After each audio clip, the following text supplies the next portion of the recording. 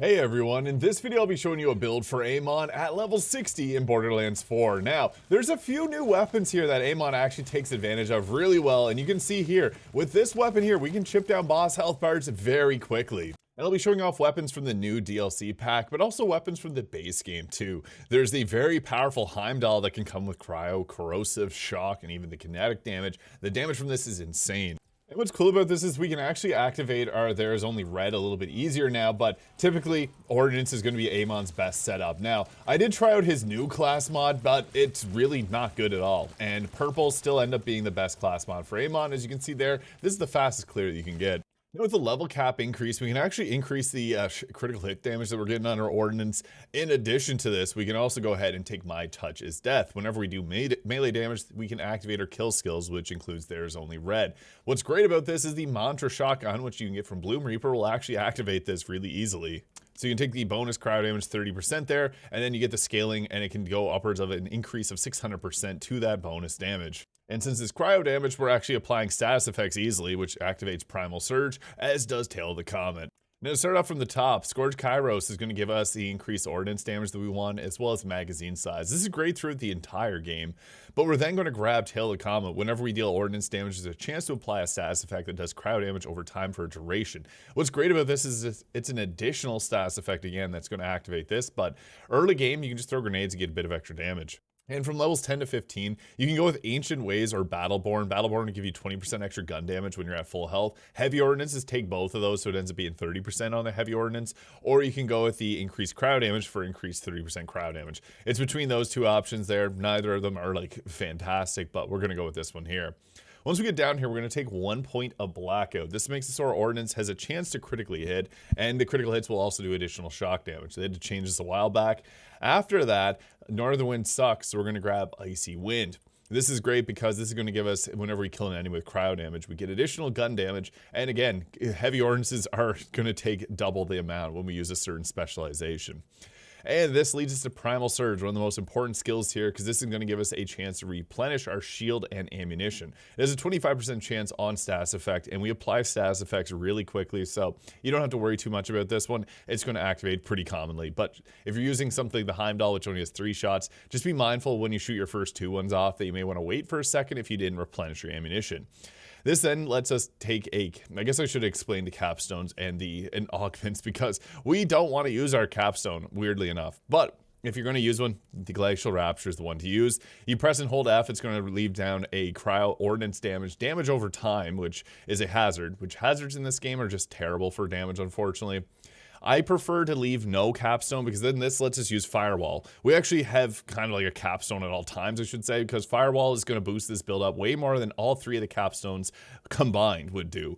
Basically what this does is it creates a wall that we can shoot through, and it's going to have our ordnances get an additional 25% projectile damage and a 50% increase in their speed. This is also a shorter cooldown, which lets us trigger our red skill tree as well, because Berserk gets activated when we activate our Forge skill. And since Firewall has a shorter cooldown time than the 60 seconds from Glacial Rapture, we're able to go into it a lot quicker.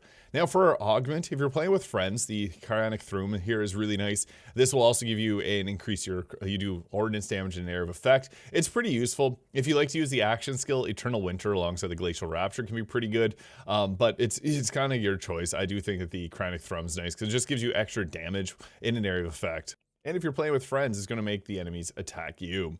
Now after this, we're going to then go into the red skill tree here.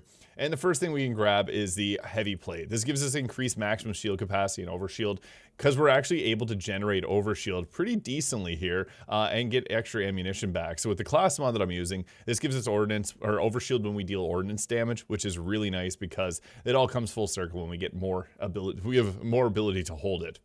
We're then going to take 1 point of Gut Punch here, which is going to give us additional damage against an enemy, and it applies for our teammates as well. And then we're going to go with Wield the Storm, because this gives us increased status effect damage, which we do a lot of, but status effect duration as well. And then I would only recommend taking 4 points and then put 5 points into Bullet Storm here. Whenever we apply a status effect, we get an increase to our gun damage. So this scale is quite nice.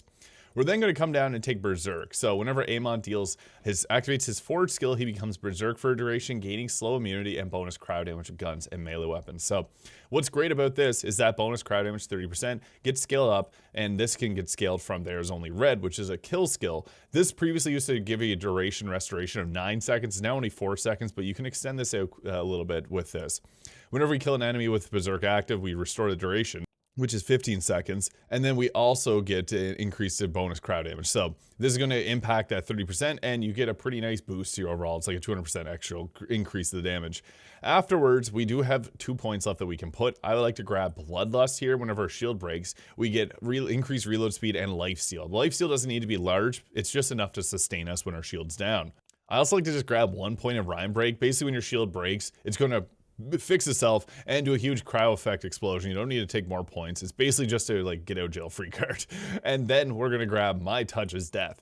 Now this is where level 10 or level 50 to 60 gets really good, because whenever we deal melee damage, we can activate our kill skills. The Monster Shotgun works, but we can also go in and actually melee. And I posted abilities in the Blacksmith class mod, which gives him Forge Drones. And what's crazy with the Forge Drones is they do melee damage. So your Forge Drones can just activate it for you, or you can just straight up just do a melee attack, which gives you a chance to be able to regenerate that. So I like the Monster Shotgun for the setup.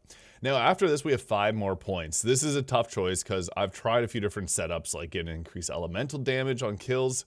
But honestly, I think the best way to go about doing this is to max out Blackout, which will give us increased shock damage, and it gives us increased critical hit chance with our Ordnance, which is really nice because that boosts our damage quite a bit. And then we have 1 point left, which we can take Machinist here. So this will restore our Ordnance cooldown. We're going to have infinite Ordnance, but let's say it does run out. Being able to activate this, and it's a kill skill, which is great because this will trigger it. So if you're in a pickle, you can just use your mantra to get your Ordnance back. So this does kind of come full circle to give you some actual sustain if you run out of your Ordnance, but we're typically not going to because of Primal Surge. Now class mods, or Amon, my guy, what happened here? Tempest sounded so cool in theory, but it sucks so bad to the point that it doesn't even look like it's working.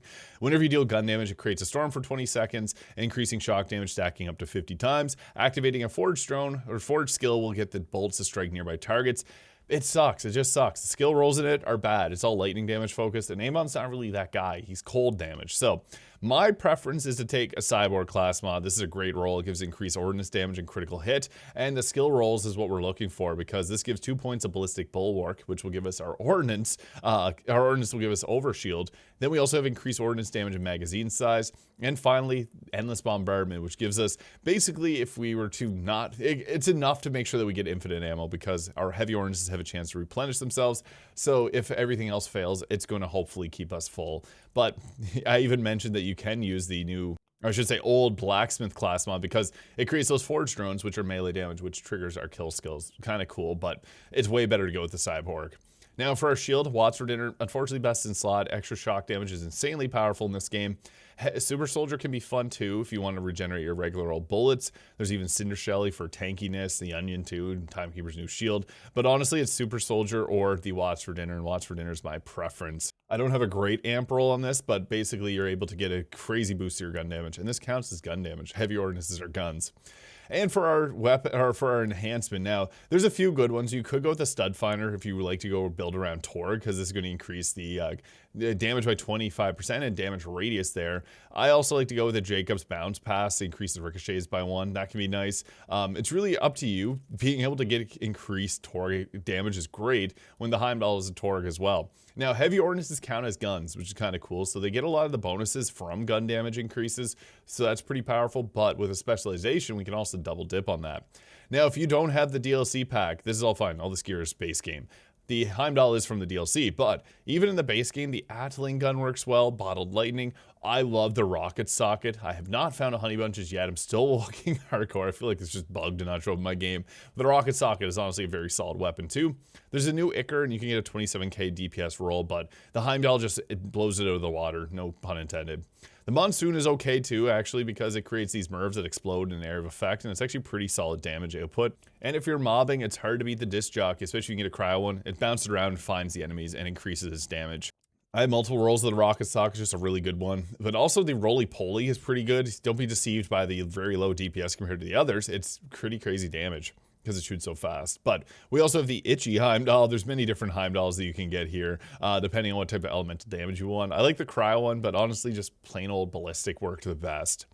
And for our Repkit here, I got this one. It's got increased splash damage, which is really nice, but I would recommend grabbing a triple bypass with that instead, because that's just going to give you a really nice boost to your. This counts as splash damage, so may as well grab it. And triple bypass can give us our action skill back. Now for a firmware, preferably 3 high caliber works great. We could even go, since we're ordnance damage focused, go with the gadgets of Hoy, which is going to give you a really big boost to your overall damage. And there's even the get out of jail free card, which works pretty decently here too.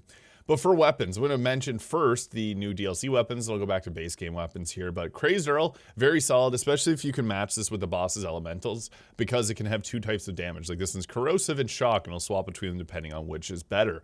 We also got the Scoot and Shoot. This is a very powerful new weapon. It's not as good on this setup, but it's still a powerful weapon nonetheless.